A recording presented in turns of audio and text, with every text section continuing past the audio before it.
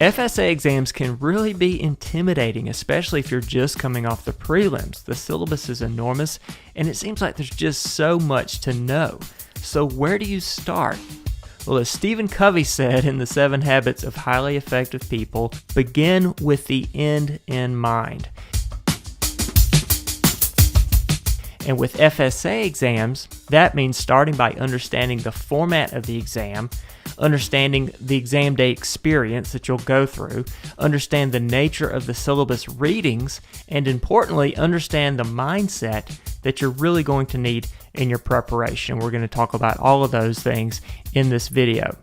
So pop quiz, since you're probably coming off the prelims and you're used to multiple choice questions at this point, here's one more multiple choice question for you. By taking this exam, what is your goal? Is it to become an expert in the syllabus material? Is it to get every calculation exactly right on the exam? Is it to memorize every line of the source material? Or D, is it to impress normal people? Well, by now we know that passing actuarial exams only impresses other actuaries, so we can rule out D, but the answer is yes, none of the above. Your goal is simply to pass the exam. And honestly, none of these things on its own really helps you achieve that. I generally see two camps of people, you might say, that get into trouble when they try to apply prelim techniques to FSA exams. Some try to memorize all the flashcards right away. That's what they get started on. Other people end up spending way too much time on calculation problems and really obsess over getting calculations exactly right. They really obsess over precision, which of course the prelims train you to do that because precision really does matter. 6.24 is different than 6.25 on the prelims, not so much on FSA questions. And because typically over half the questions that you'll see on the exam will require some sort of verbal response, it just doesn't make sense to overweight your time on calculation practice. What you really need is a concept-driven focus, and I'll explain more about that in a moment. So again, staying on the theme of beginning with the end in mind, passing really begins with understanding the format of the exam itself. So this is what a very typical exam question looks like on a fellowship exam. So each question is worth a specified number of points. This is a very important thing to understand, and I'm going to say a lot more about this in just a moment. Questions typically have multiple subparts to them, okay? So a single question will be made up of multiple sub-questions. Some questions are very direct to the point, kind of like this one here. Others almost have sort of like a story or like a case study type approach where you'll get a lot of background information and then you'll be asked to do calculations or provide explanations and things like that. Another very important component to an exam question is the verb that appears in the actual question being asked. And I have a lot more to say about verbs both in this video and in additional videos that you'll find in the online seminar. So this is what a typical question looks like. But typically, for a 5-hour exam, you'll encounter anywhere from 10 to 12 questions per exam, where a question, looks like what you're seeing here. The typical question will have, on average, 4 distinct subparts in it. So you'll have A, B, and C.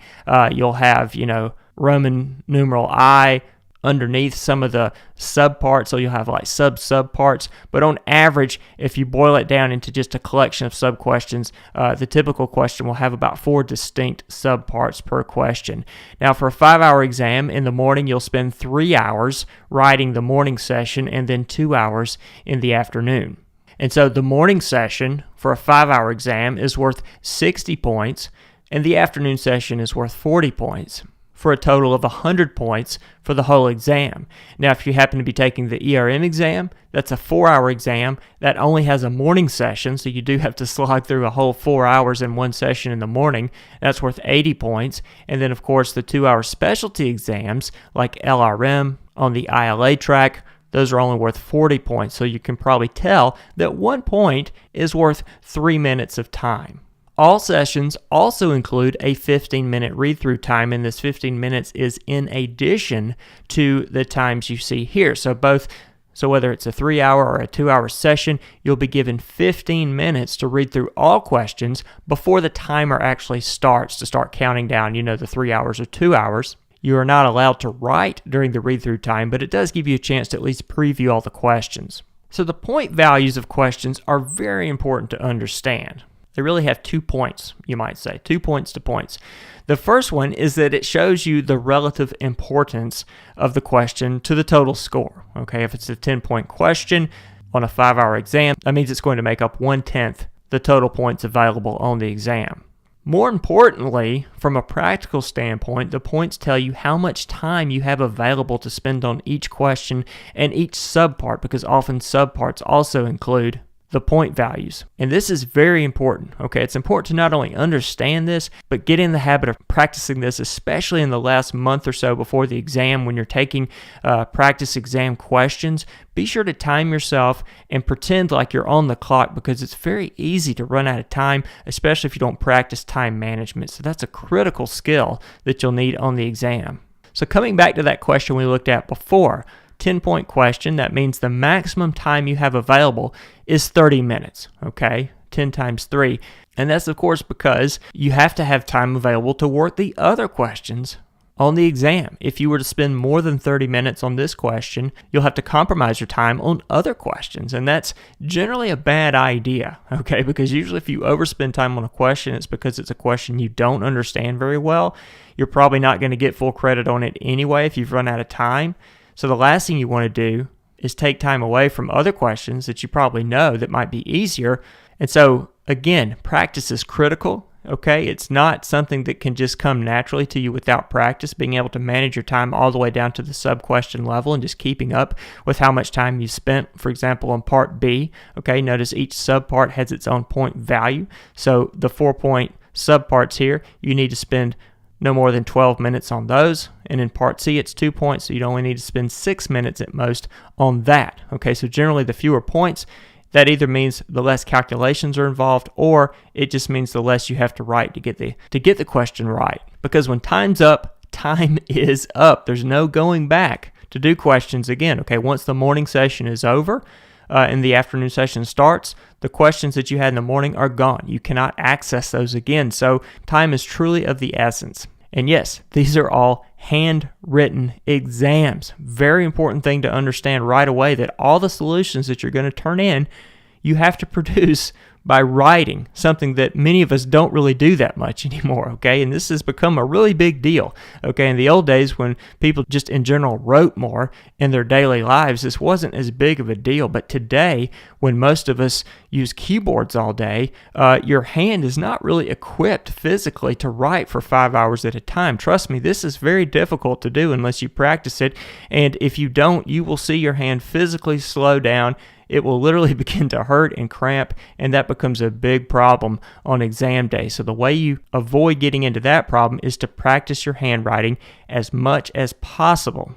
And I recommend starting that right away. From the moment you start studying, just look for opportunities to take notes by hand at work. As you're studying, make notes by hand.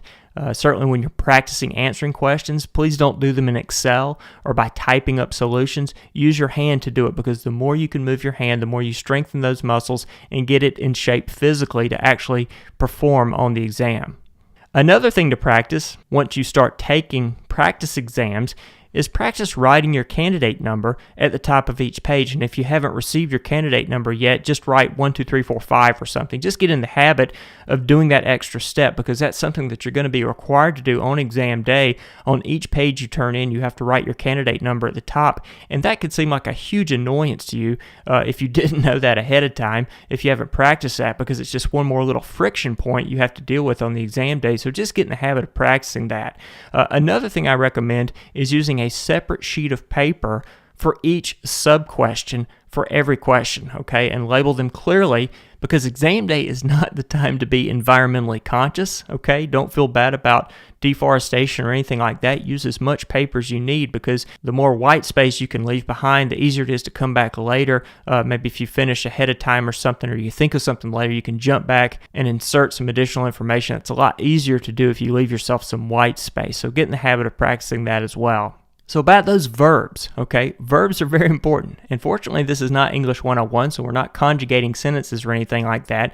But we need to understand the types of verbs that appear in exam questions. I think a lot of people go into the exam without even knowing that there are these distinct patterns in verbs that appear in questions, like compare and contrast. Calculate, obviously, is a very popular one. Another very popular one is describe. Okay, these things all really have distinct meanings in the eyes of the SOA, and it's important to understand what these verbs mean because they really tell you how to execute your answer to the question. And I have a whole other video dedicated to just explaining patterns in these verbs in past exams, and also examples of each of those in a video that comes later in the online seminar. Major topic to understand.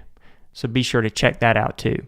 Let's talk about the syllabus, okay? The syllabus tells you what the source readings are for the exam, and there are 3 types of readings that appear on the syllabus for a fellowship exam. There are textbooks.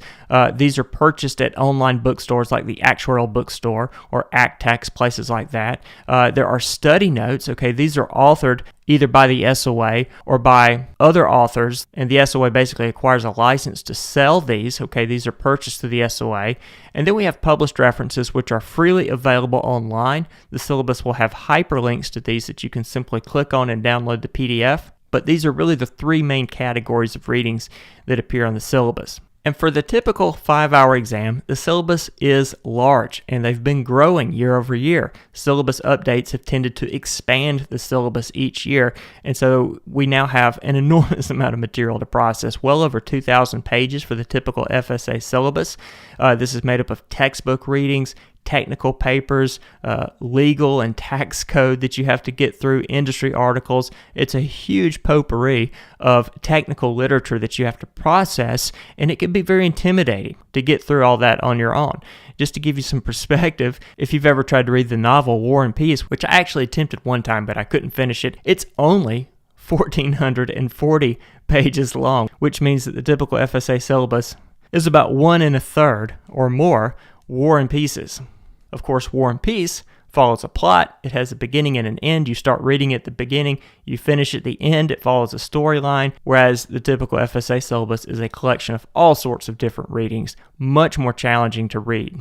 So you're going to need some coffee probably, or tea, whatever your persuasion is on that. And of course, a good online seminar to go with that. But honestly, the secret is actually inside the coffee, you might say, okay? This happens to be a caffeine molecule.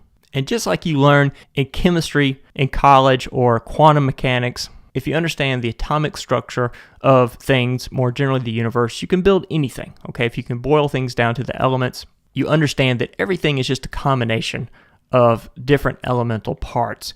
And I would encourage you to approach the FSA syllabus in the same way. Focus on learning the elements, okay? The more you can get underneath the jargon and see the connections and the similarities in things, really the less you end up having to memorize by the time you get to the exam. And obviously that's very challenging if you only have a few months to prepare, but the online seminar is really designed to help you do that. Getting back to that pitfall of trying to just memorize things, okay? If you start doing that right away, I really think that's inefficient and risky because most questions don't really test your ability to regurgitate material. They require you to do some sort of synthesis and make connections in material. So spend as much time as you can learning concepts and really save memorization for the end, okay? Because the more concepts you can learn on your first pass over the syllabus, the less you have to memorize in those final weeks leading up to the exam, because memorization is really a short-term memory exercise, whereas concepts stay with you much longer. So I want to emphasize, the prelims are over. I guess that's good news and bad news. We're in a different ball game now.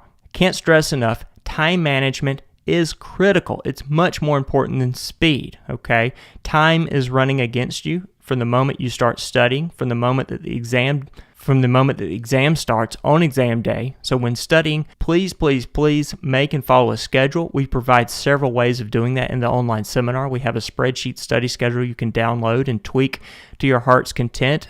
We also have time management features built into the website to help you keep track of your time.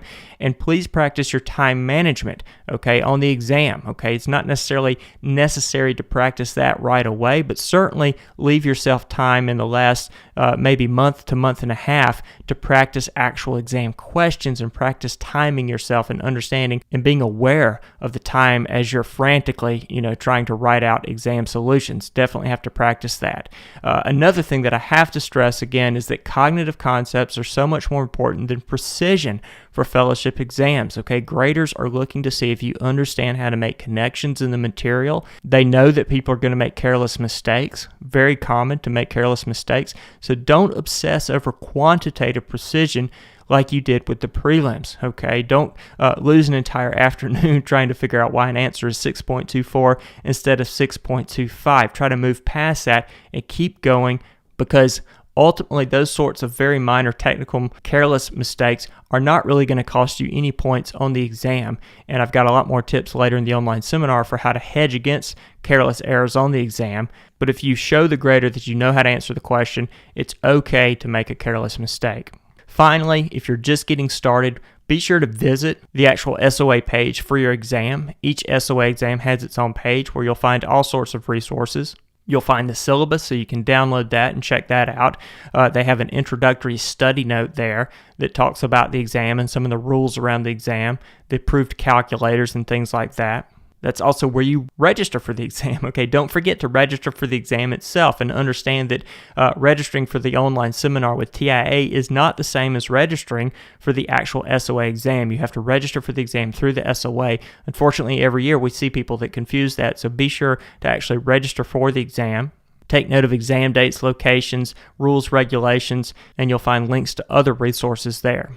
So key takeaways, again, understand the format and time constraints of the exam.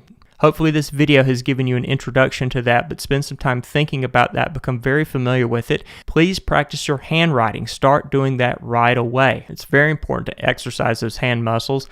Critical to follow a study schedule. Okay, you really need to know if you're ahead or behind schedule. Very easy to lose track of time when you have so much material to cover.